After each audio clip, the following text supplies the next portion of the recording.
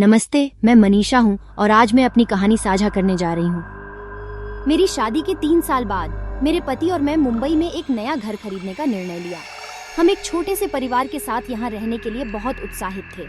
हमारे लिए घर खरीदना एक महत्वपूर्ण और लंबा प्रक्रिया थी, लेकिन हमने एक अच्छी जगह ढूंढ निकाली थी जो हमारे सभी आवश्यकताओं को पूरा करती थी। हमारा नया घर एक पुरानी इमारत में स्थित था, जो कि पश्चिमी मुंबई के एक प्रसिद्ध इलाके में स्थित थी। इस इमारत की अपार बहुमुखी दीवारें और क्लासिक विशाल दरवाजे हमें खींच लाए थे। जब हम यहाँ पहली बार रहने आए तो हम खुशी से भरी थी, क्योंकि यह बहुत सुंदर और आरामदायक था।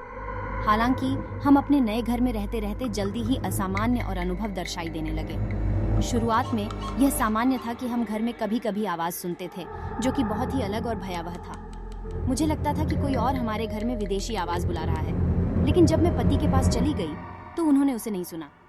इसके बावजूद मैंने इसे ध्यान नहीं दिया और सोचा कि यह केवल मेरी अनुभूति हो सकती है। धीरे धीरे हमारे घर की महक और वातावरण बदलने लगा।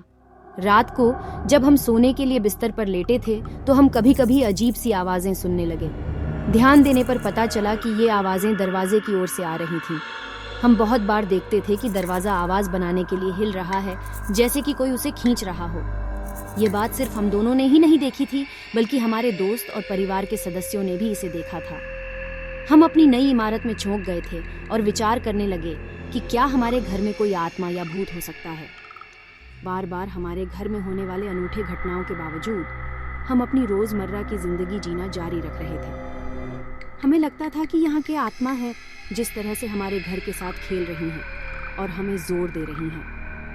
हमने अपने अनुभवों को दूसरों के साथ साझा किया, लेकिन बहुत कम लोग हमारी बात मानते थे। फिर एक रात हम दोनों सो रहे थे जब हमने बहुत अद्भुत और डरावनी आवाज सुनी। यह ध्वनि भूतपूर्व लग रही थी, जैसे कि कोई भयानक और रोमांचक संगीत बज रहा हो।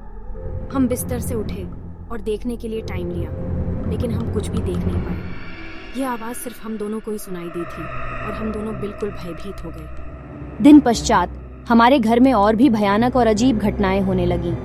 हमारे सामान बिना किसी स्पष्ट कारण के यहाँ वहाँ स्थानांतरित हो जाते थे।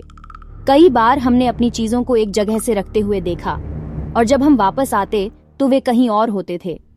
हमें एक महसूस होता था कि हमारे घर में कोई अद्भुत शक्ति शांति से खेल रही है और हमें परेशान कर रही है। एक रात हम बेहद विचलित थे जब हमने अपने बालकनी में एक अंधकार में कुछ अनूठे आकारों को देखा। वे आकृतियां आत्मा जैसी दिख रही थीं, जो हमें और भी डरा देती थीं।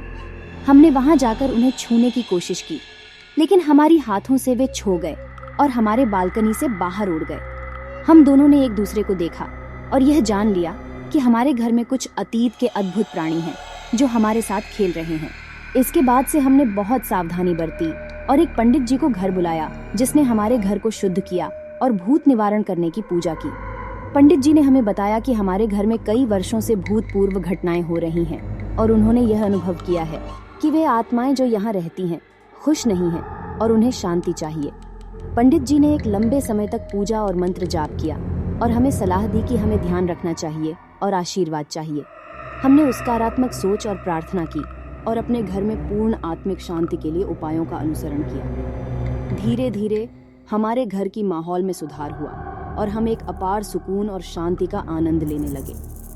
अब हमारे घर में किसी प्रकार की भूतपूर्व घटना नहीं होती थी और हमारी जिंदगी बिना किसी चिंता के चलती थी। यह एक अद्भुत अनुभव था जो हमने मुंबई में अपने नए घर में किया। हमने सचमुच में भूत और आत्मा की मौजूदगी को महसूस किया था और हमारे अनुभव ने हमें यह बताया कि दुनिया में कुछ अद्भुत और अनसुलझी हकीकतें हैं जिन्हें हम अभी तक नहीं समझ पाए हैं। यह अनुभव मेरे और मेरे पति के बीच एक गहरा रिश्ता बना दिया है। हमने इस अनुभव से बहुत कुछ सीखा है और अब हम ज्यादातर ध्यान देते हैं और सकारात्मक ऊर्जा को अपने आसपास महसूस करते हैं। हमने भी दूसरों के साथ अपने अनुभव साझा किए हैं ताकि वे भी इस बारे में जानें और सही दिशा में मदद कर सकें।